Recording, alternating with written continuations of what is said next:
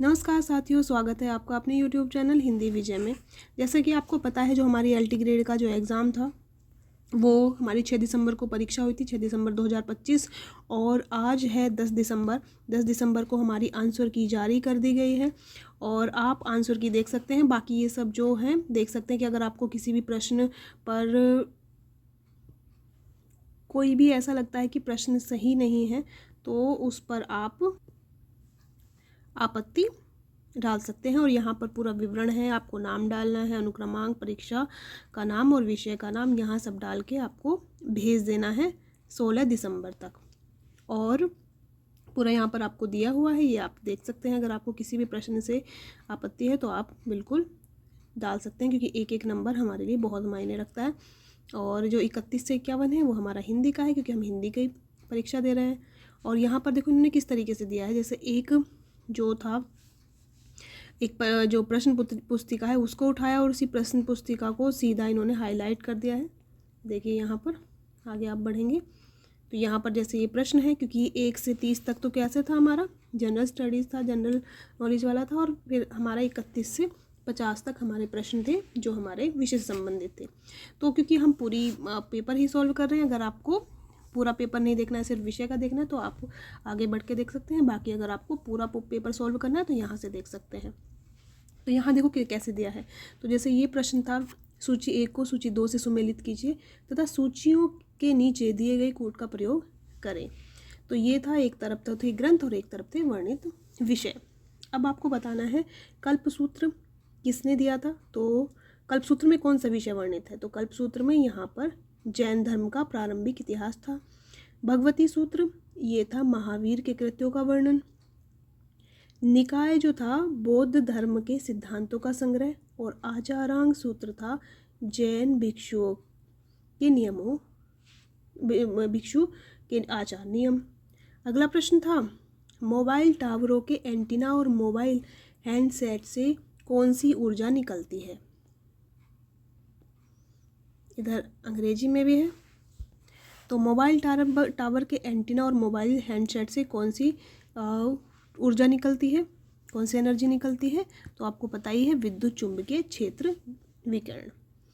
अगला प्रश्न है, और आप कई बार सुने भी होंगे कि जो है इससे इलेक्ट्रिक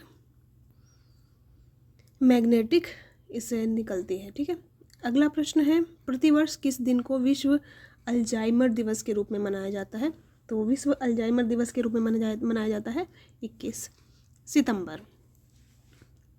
अगला प्रश्न है, गुजरात के खेड़ा किसान संघर्ष या खेड़ा सत्याग्रह के नेता कौन थे। तो गुजरात के खेड़ा किसान संग्रह और खेड़ा सत्याग्रह के नेता थे सरदार वल्लभ भाई पटेल जी। अगला प्रश्न है 5, जब सफ़ेद प्रकाश प्रिज्म से होकर गुजरता है तो प्रकाश के रंग अलग अलग तरह से मुड़ते हैं। निम्नलिखित रंगों को सबसे कम मुड़ने वाले रंगों से लेकर सबसे ज़्यादा मुड़ने वाले रंग पर व्यवस्थित कीजिए। जब प्रकाश से जो सफ़ेद प्रकाश प्रिज्म से गुजरता है तो प्रकाश के रंग अलग अलग तरफ मुड़ जाते हैं। तो कैसे है ये आपका, तो सबसे कम से सबसे ज़्यादा की तरफ बताना था। तो सबसे कम से सबसे ज़्यादा की तरफ है पहले नारंगी, फिर उसके बाद में पीला, फिर हरा, फिर नीला। अगला प्रश्न है, यदि एक समचतुर्भुज के विकर्ण की लंबाई 21 सेंटीमीटर और 16 सेंटीमीटर है तो समचतुर्भुज का क्षेत्रफल कितना होगा, ये आपको बताना है, क्षेत्रफल ज्ञात करना है। तो 96 सेंटीमीटर। भारत में पुर्तगाली साम्राज्य की नींव किसने रखी थी। तो भारत में पुर्तगाली साम्राज्य की नींव किसने रखी थी, अल्फोंसो डी अल्बुकर्क। अगला प्रश्न है 8वां, एक कार की गति 10 किलोमीटर प्रति घंटा बढ़ने से 72 किलोमीटर की दूरी की यात्रा का समय 36 मिनट कम हो जाता है। कार की आरंभिक गति बतानी है, कितनी होगी, आरंभिक गति बतानी है, क्योंकि 10 किलोमीटर बढ़ने से 72 किलोमीटर की दूरी यात्रा तो 36 मिनट कम हो जाता है समय। तो कितना है, तो ये थी आरंभिक गति 30 किलोमीटर प्रति घंटा। अगला प्रश्न है 9, सूची 1 को सूची 2 से सुमेलित करना है, वही है आपके पास। और इसमें क्या है, भारत की जनजाति है और राज्य संघ राज्य क्षेत्र है, इसमें आपको बताना है। तो एक तरफ जनजाति है और एक तरफ क्षेत्र है? तो आपको बताना है। तो पहला किन्नर है, किन्नर हिमाचल प्रदेश से संबंधित है। बकरवाल ये जो है ये जम्मू कश्मीर में रहती है जनजाति। और आपका लुशाई ये मिज़ोरम में मिलती है। और चेंचू ये मिलती है आपकी कर्नाटका में। अगला प्रश्न है, निम्नलिखित में से कौन सा एक युग्म सही सुमेलित नहीं है? दशक है और जनसंख्या वृद्धि बतानी है प्रतिशत में, कि दशकीय वृद्धि प्रतिशत में बतानी है कि कितनी बढ़ी थी। तो ये जो है सुमेलित नहीं है, ये आपको बताना है, नहीं पे आपको ध्यान देना है। तो ये सही है, ये सही है, ये सही है, ये नहीं है, इसी कारण ये उत्तर इसका होगा। ठीक है, 2001 से 2011। अगला प्रश्न है, नील नदी निम्न में से किस देश में प्रवाहित नहीं होती? युगांडा में होती है, मिस्र में होती है, सूडान में होती है, चाड में नहीं होती है नील नदी। अगला प्रश्न है, निम्नलिखित घटनाओं पर विचार कीजिए तथा इनके कालानुक्रमिक व्यवस्थित कीजिए। पहला है गरीबी हटाओ, बैंकों का राष्ट्रीयकरण, हरित क्रांति का प्रारंभ। इसको क्रम से लगाना है कालानुक्रम दृष्टि से कि पहले कौन सा आया था। पहले आई थी हरित क्रांति, फिर आया था बैंकों का राष्ट्रीयकरण, फिर आया था गरीबी हटाओ। तो ये इसका बिल्कुल सही होगा, बी, थर्ड, सेकंड, फर्स्ट। अगला प्रश्न है, आकाश किसके कारण नीला दिखाई देता है? आकाश किसके कारण नीला दिखाई देता है? तो आकाश दिखाई देता है प्रकाश का प्रकीर्णन द्वारा, प्रकाश के प्रकीर्णन द्वारा नीला दिखाई देता है। अगला प्रश्न है, पहला कृषि विज्ञान केंद्र KVK कहाँ स्वीकृत किया गया है? पहला कृषि विज्ञान केंद्र कहाँ पर है? पंतनगर, पुडुचेरी, हैदराबाद या लुधियाना? तो पहला कृषि विज्ञान केंद्र है पुडुचेरी में। अगला प्रश्न है, निम्नलिखित में से कौन सा कृत्रिम पारिस्थितिकी तंत्र है? मछली का तालाब, झील, वन, घास का मैदान? तो कौन सा है? मछली का तालाब। ये एक पारिस्थितिकी तंत्र आपको देखने को मिलता है, कृत्रिम है क्योंकि मैन मेड है। अगला प्रश्न है, गांधी सागर बांध का निर्माण निम्नलिखित में से किस नदी पर हुआ है? बेतवा में नहीं हुआ, माही में नहीं हुआ, हिंडन में नहीं हुआ, चंबल नदी में गांधी सागर बांध का निर्माण हुआ है। अगला प्रश्न है, दुग्ध उत्पादन में विश्व में भारत का कौन सा स्थान है? तो भारत का प्रथम स्थान है। कौन सा स्थान है? प्रथम स्थान है दुग्ध उत्पादन में। ये आपको याद रखने का, बहुत प्राउड के लिए हमारी बात है, हमारे लिए बात है। अगला प्रश्न है, किसी भी विशिष्ट विधेय के धन विधेय होने का निर्णय कौन करता है? तो किसी भी विशिष्ट विधेय के धन विधेयक होने का निर्णय लोकसभा अध्यक्ष करते हैं। ये सही है। और अगला प्रश्न है 19, क्योंकि ये 30 प्रश्न आपके सामान्य ज्ञान के हैं, फिर आपके 31 से आपके विषय से संबंधित। अगला प्रश्न है, भारतीय संविधान के किस अनुच्छेद में अस्पृश्यता के अंत का उल्लेख है? तो अनुच्छेद 17 में भारतीय संविधान में अस्पृश्यता के अंत का वर्णन है। अगला प्रश्न है, 2.5% का भिन्नात्मक रूप होगा, भिन्नात्मक रूप बताना है इसका, तो कितना होगा?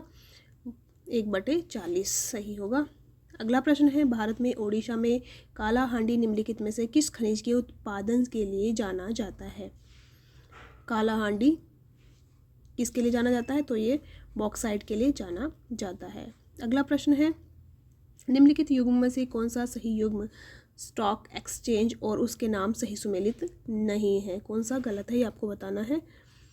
तो ISE interconnected stock exchange of India limited सही है ये। और OTCI over the count exchange of India ये भी सही है। NSE national stock exchange of India limited ये भी सही है। तो कौन सा नहीं है? BSE base stock exchange India, ये गलत है और इसी कारण ये आपका सही उत्तर हो जाता है। अगला प्रश्न है, केंचुए की मदद से तैयार खाद को क्या कहा जाता है? तो क्या कहा जाता है? वर्मी कंपोस्ट कहा जाता है। अगला प्रश्न है, किस राज्य ने खेलो इंडिया यूथ गेम के 7वें संस्करण की मेज़बानी की थी? खेलो इंडिया यूथ गेम्स की तो किसने की थी? बिहार ने की थी खेलो इंडिया यूथ गेम्स की। अगला प्रश्न है 25, 5 प्रश्न और है। प्रकाशीय घटना तारों का टिमटिमाना किसके कारण होता है? तो ये होता है वायुमंडलीय अपवर्तन के कारण होता है प्रकाशीय घटना। जो मतलब तारों के जो टिमटिमाते हुए हमें दिखते हैं वो किस कारण दिखते हैं? वायुमंडलीय अपवर्तन के कारण दिखाई देते हैं। अगला 26वां प्रश्न है, संघीय वित्त आयोग के अध्यक्ष व सदस्यों की नियुक्ति की जाती है भारत के राष्ट्रपति द्वारा। भारत के राष्ट्रपति द्वारा संघीय वित्त आयोग के अध्यक्ष व सदस्यों की नियुक्ति की जाती है। अगला प्रश्न है, किस मुगल सम्राट ने सर्वप्रथम अपने सिक्कों पर अपनी आकृति खुदवाई थी? कौन से ऐसे सम्राट थे, मुगल सम्राट, जिसने अपनी आकृति खुदवाई थी अपने सिक्कों पर, अपना फोटो लगवाया था, अपनी छवि खुदवाई थी? तो वो थे जहांगीर।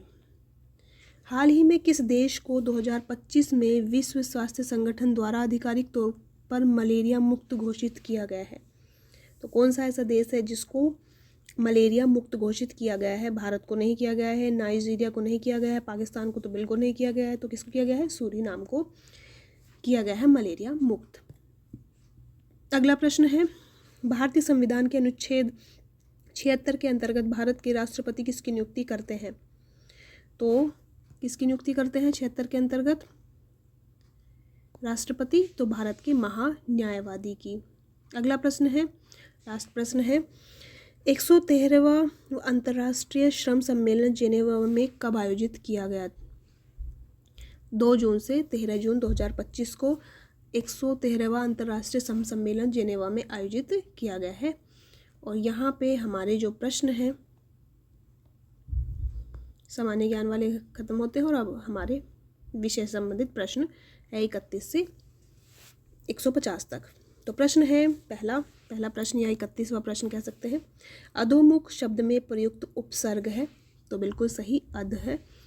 अब यहाँ पर आपको कोई भी ऑब्जेक्शन हो, कोई भी आपत्ति हो किसी भी प्रश्न से, चाहे वो 1 से 31 हो या 31 से 50 तक, आपको कैसे करना है वो सारी चीज़ें आपको शुरुआत में जो मैंने पेज दिया है उसमें सब विवरण दिया है। आपको नाम डालना है, प्रश्न संख्या डालनी है जो आपकी इस उत्तर पुस्तिका में है वो डालनी है, और आपको सबमिट करना है 16 से पहले।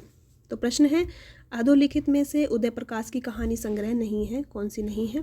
तो कोसी का घटवा नहीं है, बाकी सब है मोहनदास, पीली छतरी वाली लड़की और अंत में प्रार्थना, ये सब इन्हीं की है। प्रश्न है, अतिथि देवो भव कहानी संग्रह के लेखक कौन है? तो अब्दुल बिस्मिल्लाह है, बिल्कुल सही है। सोरठा को किस छंद का उल्टा कहा जाता है? तो सोरठा को दोहा का उल्टा कहा जाता है। निम्नलिखित में से कौन सा युग वाक्यांश के लिए एक शब्द सुमेलित नहीं है? पार्थिव मिट्टी का बना हुआ, बहुश्रुत जिसने अनेक विषयों को ज्ञान सुन रखा और निर्निमेष बिना पलक झपकाए, ये सही है। प्रत्युत्पन्नमति जो सही समय पर तुरंत किसी बात या युक्ति को सोच पाता है उसको बोलते हैं नहीं है, इस कारण ये सही है। अगला प्रश्न है, प्रबंध काव्य हमीर रासों के रचयिता कौन है? तो हमीर रासों के रचयिता हैं जोध राजी। जो अत्यंत कष्ट से निवारित किया जा सके वाक्यांश के लिए एक शब्द है?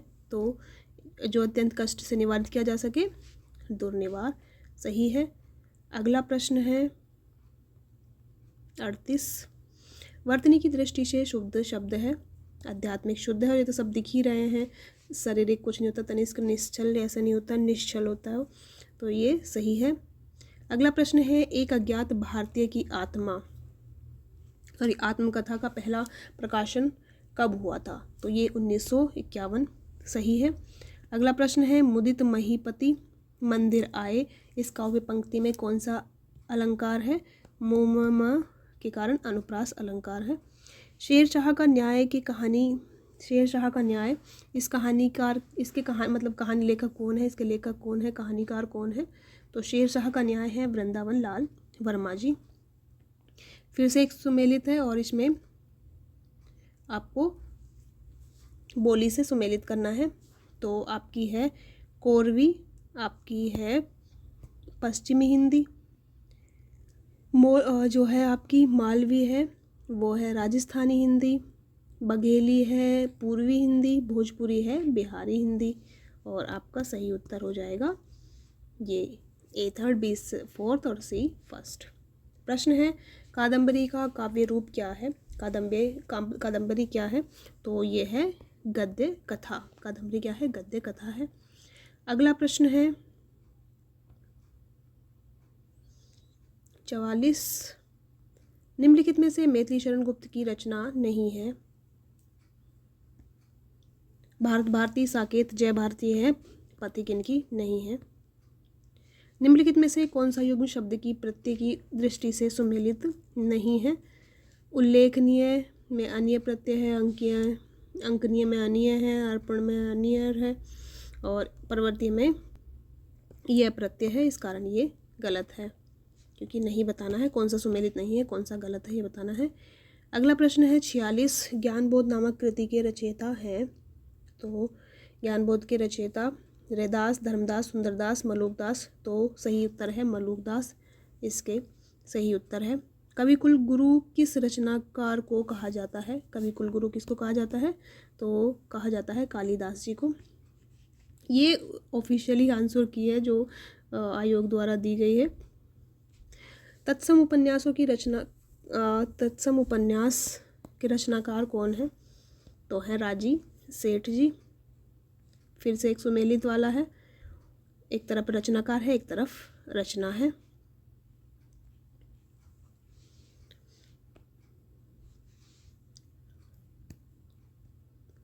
केदारनाथ सिंह, तो केदारनाथ सिंह की है जमीन पक रही है। केशव दास जी की है रामचंद्र का, आपको पता ही है, भक्तिकाल रीतिकाल के ये हैं। गजानन माधव मुक्तिबोध, इनकी है भूरी भूरी खाकधूल। और गिरिजा कुमार माथुर धूप के धान। अगला प्रश्न है 50।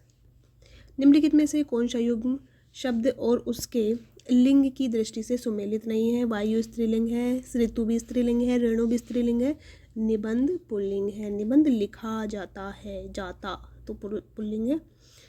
प्रेम मार्ग का ऐसा प्रवीण और धीर पथिक तथा जवादानी का ऐसा दावा रखने वाला ब्रजभाषा का दूसरा कवि नहीं हुआ, ये घनानंद के विषय में किसका कथन है? तो ये है रामचंद्र शुक्ल जी का। कुंवर नारायण का काव्य संग्रह है, तो ये है कुंवर नारायण का काव्य संग्रह हाशिए का गवाह इनका, ये इनका काव्य संग्रह कुंवर नारायण जी का। अगला प्रश्न है ये कि जो मित्र मेरा दुख जानता है, जो कष्ट में आ सुख बांटता है, उसी साथ ही उसी को दिल मानता है, लाखों जनों में पहचानता है। कौन सा इसमें छंद है बताना है? तो इसमें है इंद्र वज्रा। संतन को कहाँ सीकरी सुकाम, आवत जात पनैया टूटी, बिसरी गयो हरिनाम। और ये तो मुझे ऐसा लगता है कि कोई ही परीक्षा बची होगी जिसमें ये प्रश्न ना पूछा जाता हो। तो एक इसका कथन है कुंभन दास जी का, इसको तो आप ऐसे याद कर लीजिए कि दिमाग से निकले ही नहीं। अगला प्रश्न है निम्नलिखित में से सुमेलित नहीं है? तो अद्भुत का उत्साह ये गलत है, इसी कारण ये सही उत्तर होगा। काव्य आत्मा की संकल्पनात्मक अनुभूति है जिसका संबंध विश्लेषण, विकल्प या विज्ञान से नहीं है। ये कथन किसका है? तो ये है काव्य आत्मा की संकल्पनात्मक अनुभूति है जिसका संबंध विश्लेषण, विकल्प या विज्ञान से नहीं है, जयशंकर प्रसाद जी का है। 10 कुमार चरित, इसके रचनाकार कौन है? तो 10 कुमार चरित के हैं दंडी, संस्कृत से है, संस्कृत साहित्य से। जिसने कबीर को वाणी का डिक्टेटर कहा है, कबीर की भाषा से संबंधित आप याद रख लीजिए कि कबीर को वाणी का डिक्टेटर किसने कहा, कबीर की भाषा को पंचमेल खिचड़ी किसने कहा। ठीक है, तो ये सब चीज़ याद आपको रखने ही होंगे। तो एक इसका है आचार्य हजारी प्रसाद द्विवेदी जी ने कबीर को वाणी का डिक्टेटर कहा है। गवाक्ष शब्द का संधि विच्छेद होगा, तो इसका होगा गोधन अक्ष है गवाक्ष। फिर ये कथन कारक द्वारा वाले भी प्रश्न है, थोड़ा सा ये कठिन प्रकार का प्रश्न बोला जाता है, थोड़ा मॉडरेट। तो इसका ये प्रश्न है आपके पास में।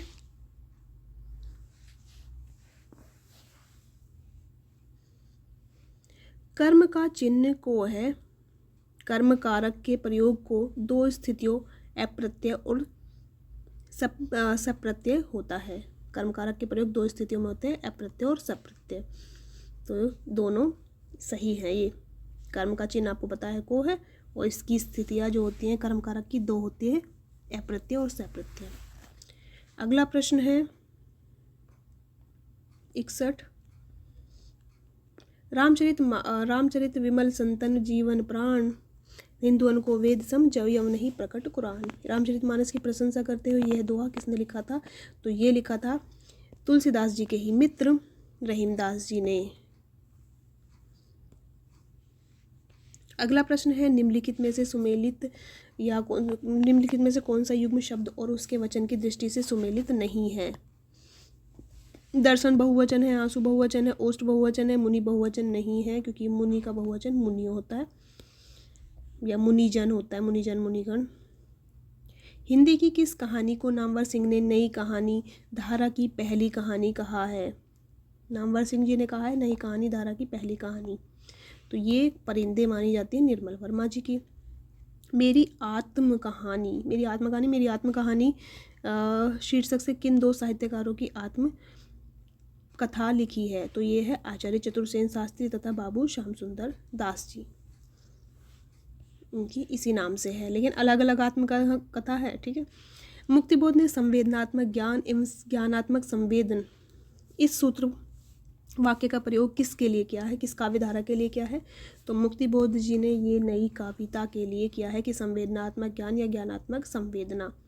अगला प्रश्न है निम्नलिखित में से कौन सा युग्म शब्द और उसके विलोम की दृष्टि से सुमेलित नहीं है?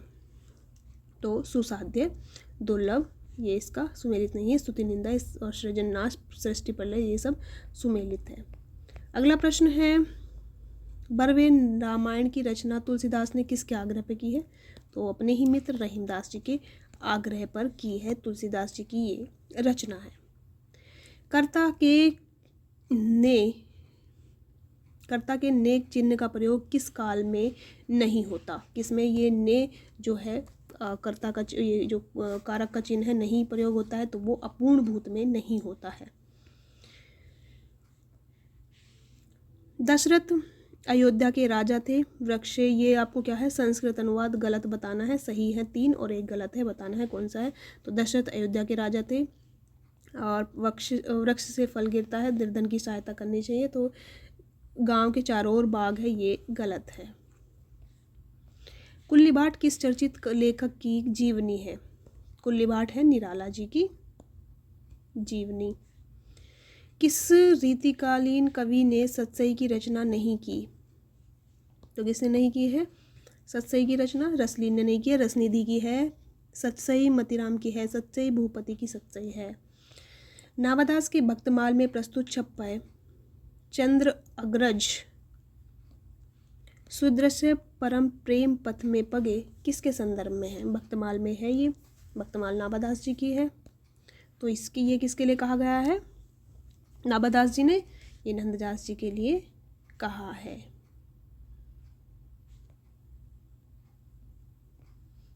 ये पेपर इसी तरीके से दिया हुआ है आंसर की में।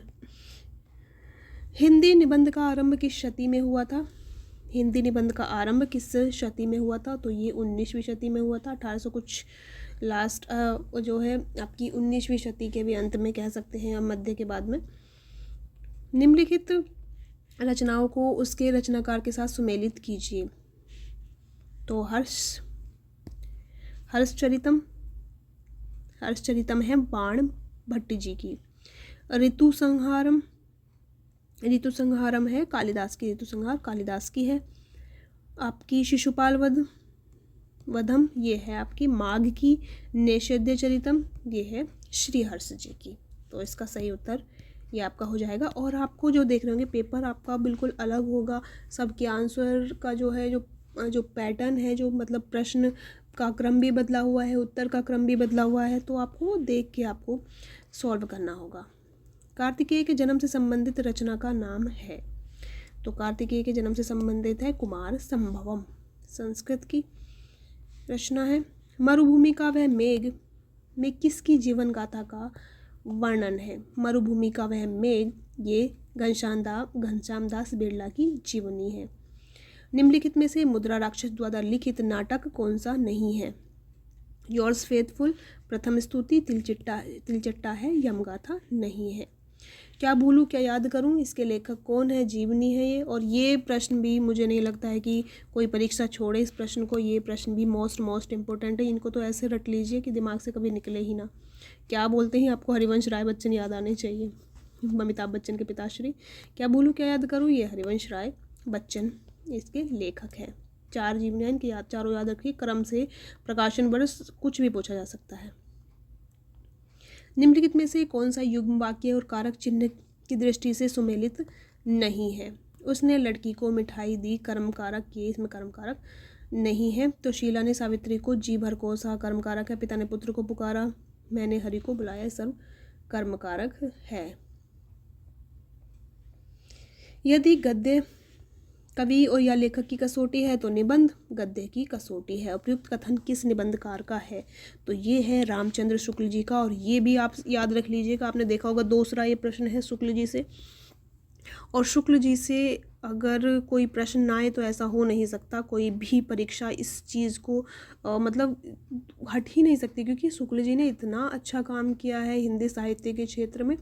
आप कह नहीं सकते, हिंदी साहित्य का इतिहास हो, चाहे उनकी जो कविता क्या है, निबंध, कोई भी निबंध हो, उनके चिंतामणि से कोई सा भी निबंध हो, सब महत्वपूर्ण है। लेकिन सबसे ज़्यादा है इनका हिंदी साहित्य का इतिहास, कविता क्या है, ये बहुत ज़्यादा इम्पोर्टेंट है। तो आपको शुक्ल जी की जो आपको कथन को लेकर अगर चाहिए तो मैं कथनों की एक सीरीज़ लेकर आ रही हूँ, और वो उस सीरीज़ को आप देखेंगे तो एक एक प्रश्न आपको वहाँ से सीधे दिखेंगे परीक्षा की दृष्टि से। ठीक है, तो शुक्ल जी को पढ़ना बहुत ज़रूरी है अगर आप हिंदी साहित्य के विद्यार्थी हैं। और आपको डायरेक्ट पढ़ेंगे तो आपको कठिन लग सकता है, आपको 1-2 बार पढ़ेंगे तब आप शुक्ल जी को समझ पाएंगे। भाषा थोड़ी इनकी क्लिष्ट है और कई बार तो समझ नहीं आता, आप 3-4 बार पढ़ लेते हैं, नहीं समझ आता, क्योंकि हम इस तरीके से पढ़ाएंगे कि आपको सब सरल लगे। तो चलिए आप ज़रूर देखिएगा उस सीरीज़ को। अगला प्रश्न है, मुहावरे और उसके अर्थ की दृष्टि से निम्नलिखित में से कौन सा सुमेलित नहीं है? तो ईद का चांद होना, बहुत दिनों बाद दिखाई देना, आव देखा न ताव बिन कारण, आड़े हाथ लेना, बातों से लज्जित करना, ईट से ईट बजाना, असंभव कार्य करना, ये गलत है। अगला प्रश्न है, ये सुमेलित वाला ही है, रचना है और रचनाकार है। तो भारतेंदु हरिश्चंद्र जी का है। श्री चंद्रावली, प्रताप नारायण मिश्र, गोरक्षा, और बालकृष्ण भट्ट का है चंद्रसेन, बद्रीनारायण चौधरी प्रेमघन, भारत सौभाग्य इनका ये है। तो ये सही उत्तर इसका हो जाएगा। आप अपने प्रश्न को देखिए तब आपको उत्तर को लगाइए, क्योंकि प्रश्न का क्रम बहुत अलग है। और आप अगर अगली परीक्षा के लिए देख रहे हैं तो आप कैसे भी देख सकते हैं। ए लड़की कहानी की लेखिका कौन है? ए लड़की ये कहानी है, इसकी लेखिका कौन है? तो कृष्णा सोबती। रोला छंद जो है ये सममात्रिक छंद है। अमृत राय ने, ये फिर से एक रचना और रचनाकार वाला आ गया है। तो अमृत राय की जो रचना है वो है हम लोग, कैसे ऐसे लगाएं, हम लोग। गोविंद चातक का है काला मुंह, धर्मवीर भारती का है खंडित यात्राएं, नरेश मेहता का है, नहीं इसका नरेश मेहता का नहीं, धर्मवीर भारती का अंधा युग है, धर्मवीर भारती का अंधा युग, और नरेश मेहता का खंडित यात्राएं। तो इस तरीके से आप देख सकते हैं। अच्छा, मैंने ध्यान नहीं दिया। अगला प्रश्न है, सोया हुआ जल, एक बार फिर से देख लेते हैं। सी का सेकंड और डी का थर्ड बिल्कुल सही है। मैंने सोचा कहीं आंसर की में ही गड़बड़ है। सोया हुआ जल शीर्षक उपन्यास के लेखक कौन है? सोया हुआ जल उपन्यास है सर्वेश्वर दयाल सक्सेना का। चंद्रकांता का प्रथम प्रकाशन 1888 में हुआ था। तत्सम शब्द नाम है आम काम नीम, ये आम का आम्र, काम का कार्य, नीम का निम्र, अनाम ये है सीधा तत्सम से लिया हुआ है ये। अगला प्रश्न है, नई समीक्षा के प्रतिमान किसकी कृति है? नई समीक्षा के प्रतिमान निर्मला जैन की है। रीतिकाल के प्रसिद्ध कवि घनानंद सिंह के संबंध में गलत कथन बताना है। तो ये दिल्ली के बादशाह मोहम्मद शाह रंगीला के मीर थे। घनानंद निम्बार्क संप्रदाय में दीक्षित थे। रामचंद्र शुक्ल को प्रेम की इन्होंने रामचंद्र शुक्ल ने इन्हें प्रेम की पीर का कवि कहा है, सही है। और ये लक्षण ग्रंथ तो से तो ये बिल्कुल दूर रहते थे, तो लक्षण ग्रंथ के आधार पर अपने काव्य का ताना बाना बुनते थे, तो ये बिल्कुल गलत है, एकदम नेगेटिव ही है। निम्नलिखित में से कौन सा युग्म वाक्यांश के लिए एक शब्द सुमेलित नहीं है? लाभ की इच्छा लिप्सा, खाने की इच्छा बुभुक्षा, जो मोक्ष चाहता है मुमुक्षा, जीतने की इच्छा जिज्ञासा। गलत है, बाकी सब सही है। निम्नलिखित में से आकाश का पर्यायवाची नहीं है? तो ध्यो है, व्योम है, अभ्र है, अम्बक नहीं है। राजपुरुष का समास विग्रह संस्कृत में बताना है आपको, राज्ञ पुरुष है। रौद्र रस का स्थायी भाव है क्रोध। उत्तर प्रदेश सरकार ने आचार्य नरेंद्र देव की अध्यक्षता में देवनागरी लिपि सुधार समिति का गठन कब किया था? 1947 में किया था। उत्तर प्रदेश सरकार ने आचार्य नरेंद्र देव की अध्यक्षता पे 1947 को का मतलब 1947 में देवनागरी लिपि सुधार समिति का गठन किया था। नंददास द्वारा लिखित रास पंचाध्यायी छंद में लिखी गई है। तो रास पंचाध्यायी रोला छंद में लिखी गई है। और रचनाओं में जो छंद के बारे में प्रश्न बहुत पूछा जाने लगा, तो इस चीज़ पर आपको ध्यान देना पड़ेगा। दोहा रोला छंद मिलने से कौन सा छंद बनता है? तो ये कुंडलिया बनता है, दोहा और रोला मिलने से। पठनीय शब्द में ईय प्रत्यय है, कथनीय शब्द में ईय प्रत्यय है। बिल्कुल ये गलत है, दोनों गलत है क्योंकि इनमें ईयर प्रत्यय है। सन 1935 में गठित नागरी लिपि सुधार समिति के संयोजक थे, कौन थे? 1935 में हुए थे। और ये देखिए देवनागरी लिपि या भाषा से संबंधित भी प्रश्न 2-3 प्रश्न पूछे गए हैं। छोटे छोटे टॉपिक हैं, इन सबको आपको देख लेना चाहिए और सीधे प्रश्न उठते हैं और प्रश्न आपके एक फ्री जैसे हो जाते हैं। तो 1935 में गठित नागरी लिपि सुधार समिति के संयोजक थे काका कालेलकर। रस निष्पत्ति के सिद्धांत में मुक्तिनी भुक्तिवाद था, भटनायक। ये थोड़ा सा मिस प्रिंटिंग है। निम्नलिखित में से किसका संबंध पुल्लिंग से नहीं है? तो दाल की स्त्रीलिंग है। अगला प्रश्न है देवनागरी लिपि की विशेषता नहीं है। तो देवनागरी लिपि में एक ध्वनि के लिए एक ही लिपि चिन्ह का है तथा विलोमतः एक लिपि चिन्ह के लिए एक ही ध्वनि है। वर्णमाला की वैज्ञानिक व्यवस्था है, बिल्कुल है। देवनागरी लिपि में संयुक्त व्यंजनों की एक व्यवस्थित पद्धति है, बिल्कुल सही है। देवनागरी लिपि में कुछ ध्वनियों का उच्चारण नहीं होता, साइलेंट वर्ड जैसा कुछ नहीं होता, ये आपकी रोमन लिपि में होता है। संत सुंदरदास के गुरु का नाम क्या है? संत सुंदरदास के गुरु का नाम है दादू दयाल जी।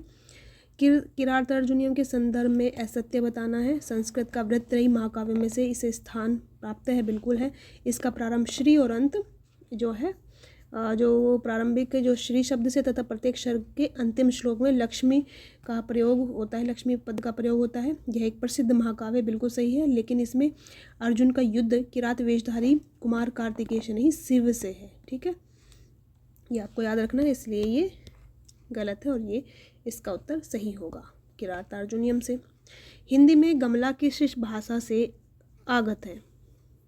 गमला किस भाषा से आया है? तो ये पुर्तगाली से आया है। देवनागरी लिपि में लिखी जाने वाली भाषा है मराठी। देवनागरी लिपि में लिखी जाने वाली भाषा मराठी भी देवनागरी लिपि में लिखी जाती है, हिंदी भी देवनागरी लिपि में लिखी जाती है। विभत्स रस का स्थायी भाव है, तो विभत्स रस का स्थायी भाव है जुगुप्सा। अगला प्रश्न है कोरवी कहा जाता है, किसको कहा जाता है? तो खड़ी बोली को कोरवी कहा जाता है। देवनागरी लिपि का सर्वप्रथम प्रयोग किस प्रांत में हुआ था? तो देवनागरी लिपि का सर्वप्रथम प्रयोग गुजरात में हुआ था, याद रख लीजिएगा, विशेष तथ्य है। देवनागरी लिपि का उद्भव विकास किस लिपि से हुआ था? तो ये ब्राह्मी लिपि से आई है देवनागरी लिपि।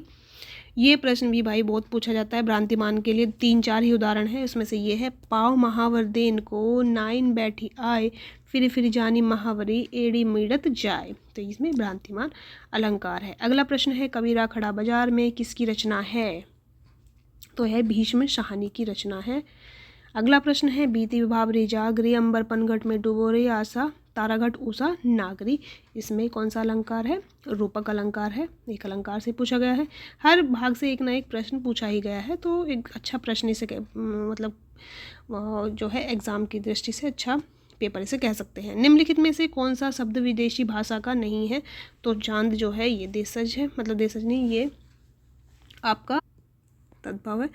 अगला प्रश्न है 122 तार सप्तक में संग्रहित कवियों के विषय में सही नहीं है। तार सप्तक से भी एक प्रश्न पूछा जाता है हर परीक्षा में, ये चीज़ याद रखने कौन कौन से विषय से हर परीक्षा में पूछा जाता है। तो कौन सा सही नहीं है ये बताना है। वैचारिक स्वतंत्रता होती है, प्रयोगधर्मिता है, नई राहों के अन्वेषी तो कहा ही गया है, वैचारिक साम्य इनमें नहीं है। व्यंजन का क्या है, तो है व्यंजन, उष में है, श है, तीनों चारों। एक और द्रोणाचार्य के लेखक है शंकर शेष, ये आपकी यूजीसी नेट के पाठ्यक्रम में भी शामिल है। हिंदी साहित्य की भूमिका, ये भी आपका पूछा ही जाता है। हजारी प्रसाद द्विवेदी जी की रचनाएं याद रख लीजिएगा सभी को। फिर से एक सुमेलित वाला है, तो घनानंद, सुजान सागर, चंद्रबरदाई, पृथ्वीराज राशो, त्रिलोचन इनका है अर्घान, जयशंकर प्रसाद इनका है प्रेम पथिक। तो सही उत्तर ये हो जाएगा। एक बार आप देख लीजिएगा अपने ही प्रश्न पत्र के अनुसार। खड़ी बोली में रचित प्रथम महाकाव्य का नाम क्या है, तो प्रिय प्रवास है। प्रथम महाकाव्य है खड़ी बोली में प्रिय प्रवास। अगला प्रश्न है, कथन कारक वाला है, दो कथन है, एक कवि कथन है, दूसरा कारक है। स्थापना क्या है, काव्य के दोषों की संस्कृत में व्यापक चर्चा की गई है। भामा ने सदोष रचना को शाश्वत मृत्यु माना है, और इसका कारण है तर्क दोष। जो तर्क क्या है इसका, दोष मुक्त है। दोष मुख्यतः शब्द दोष, अर्थ दोष और रस दोष तीनों प्रकार के होते हैं। बिल्कुल सही है, दोनों ये सही है। इसी कारण कौन सा सही हो जाएगा, ए और बी दोनों सही है। अगला प्रश्न है, डायरी के नीरस पृष्ठ, ये है इलाचंद जोशी जी की। मगर एक आवाज़, ये किसकी कवि की है, ये लीलाधर मंडलोई की है। स्वइरम, ये स्वरम किसका है, शुद्ध संधि रूप स्वरम का है। अच्छा इसका नहीं है, ये मुझे क्यों लग रहा है कि इसका ये होना चाहिए, शायद ये डाउटफुल है, तो आप देख लीजिएगा एक बार। ऑब्जेक्शन के लिए अगर आपको आपत्ति करनी है तो इसका ए और ई यही होना चाहिए। चलिए देखते हैं, उत्तर रामचरितम में कितने सर्ग हैं। उत्तर रामचरितम में 7 सर्ग हैं। अंगूठी का नगीना के रचनाकार, इसमें भी सर्ग नहीं है, शायद अंक शायद। अंगूठी का नगीना के रचनाकार का नाम है किशोरी लाल गोस्वामी। अगला प्रश्न है, कबीर की रचनाओं में सिद्धांतों का प्राधान्य है, काव्य का नहीं है। उसमें हमें साहित्य का सौंदर्य नहीं मिलता है, मिलता है एक संदेश। और ये इस कथन, ये जो है आपका भी कथन सही है। कबीर की रचनाओं में संदेश नहीं पर काव्य का सौंदर्य बहुत अधिक है, ये गलत है, सही हो जाएगा। कबीर की रचनाओं में सिद्धांतों का प्राधान्य है, काव्य का नहीं है। उसमें हमें साहित्य का सौंदर्य नहीं मिलता है, मिलता है एक संदेश। प्रेम वाटिका रसखान की है।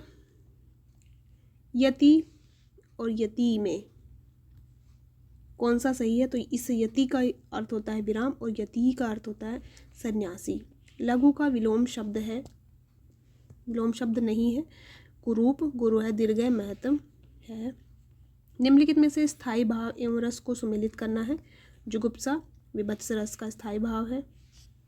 अगला प्रश्न है, विलोम शब्द की दृष्टि से निम्नलिखित में से कौन सा सुमेलित नहीं है। शुष्क, नीरस नहीं है। निर्मूल समूल, दुर्मुख सुमुख, सहृदय सदय निर्दय सही है।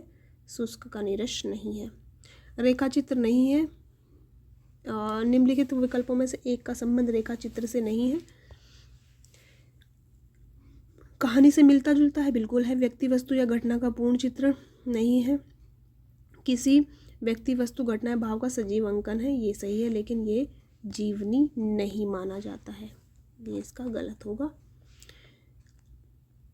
करिए उपाय बांस डारिये कटाए, नहीं उपजेगो बांस नाही बजेगी फिर बांसुरिया। बांसुरी, इस पंक्ति के रचयिता है रसखान जी। निम्नलिखित में से कौन सा युग्म शब्द और पर्याय की दृष्टि से सुमेलित नहीं है। नश्वर, शाश्वत, ये इसका नहीं है। चाय किस भाषा का शब्द है, ये चीनी भाषा का शब्द है। कौन सी निम्नलिखित में से कौन सी भाषा संविधान की 8वीं सूची में नहीं है, तो ब्रज नहीं है, नेपाली है, तो कश्मीरी है, तमिल इसमें है। अगला प्रश्न है, अंतिम प्रश्नों की तरफ बढ़ रहे हैं, अगले अंतिम 5। निम्नलिखित में से कौन सा ग्रंथ हजारी प्रसाद द्विवेदी का नहीं है। इनका हिंदी साहित्य का अतीत नहीं है। उद्भव विकास है, भूमिका है, आदिकाल ये है ये, और ये अतीत इनका नहीं है। धोखा किसका निबंध है? धोखा प्रताप नारायण मिश्र का निबंध है। मानव अथवा प्रकृति के सूक्ष्म किंतु व्यक्त सौंदर्य में आध्यात्मिक छाया का मान मेरे विचार में छायावाद की सर्वमान्य व्याख्या हो सकती है। ये कथन किसका है? ये नंद दुलारे वाजपेयी जी का कथन है। ध्रुव स्वामी के नाटककार का नाम, ध्रुव स्वामी किसकी है? जयशंकर प्रसाद की बहुत प्रसिद्ध जो है ये रचना है। निम्नलिखित में से कौन सा उपन्यास यशपाल का नहीं है? अप्सरा का शाप, अमिता देशद्रोही है, जहाज का पंछी नहीं है। अंतिम प्रश्न है, वह ब्राह्मणों को धन देता है। वाक्य संस्कृत में अनुवाद क्या होगा? सह ब्राह्मणभ्य धनम ददाति, ये इसका सही होगा। तो ये होता है आपका यहाँ पर समाप्त। और आपको और भी कक्षाएं यूजीसी नेट की, टीजीटी पीजीटी नेट की, और आपको जितनी भी देखनी, जीआईसी का आपका पेपर आने वाला है, तो आपको और क्लासेस देखनी है तो प्लीज़ आप चैनल को सब्सक्राइब कर सकते हैं। वीडियो अच्छी लगी तो लाइक कर दीजिएगा, एक शेयर कर दीजिएगा। कैसी लगी ज़रूर बताइएगा। बहुत बहुत धन्यवाद। फिर मिलते हैं।